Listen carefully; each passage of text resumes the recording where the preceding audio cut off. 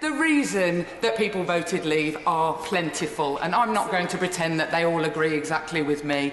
But if we no deal, the people who voted leave in my area, who I am not scared of, and if they don't like the things that I say, do you know what? I believe in parliamentary democracy and they can get rid of me.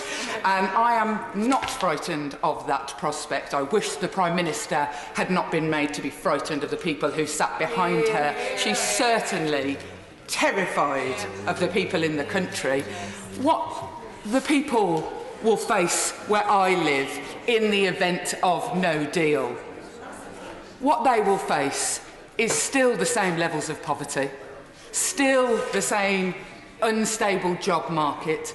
They will face much, much worse. They will not be able to afford food, which they can precious little afford now, and they will look up and say, I thought that there was going to be a golden era, and then they will be angry. That is what people in here should be scared of. Perhaps if the Prime Minister had ever tried to talk to me about any of this, or people who live in seats like where I live, we could have had a much better conversation in here. I don't know her. To me, she looks like a rabbit in the headlights. She looks like somebody who isn't actually willing to say the real facts and say, this is really bad for the country. So we hear it in briefings, in bars, in Brussels, instead of hearing it directly from a woman who should genuinely feel the courage to say, do you know, I'm terrified of all the things that were outlined by the member for Castleford and Pontefract. She should say, I'm terrified of the security implications. I am terrified for the food price implications. I'm terrified for the trade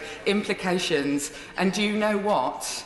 You might not like it, and I might lose my role as the Prime Minister, but I'm going to do what is best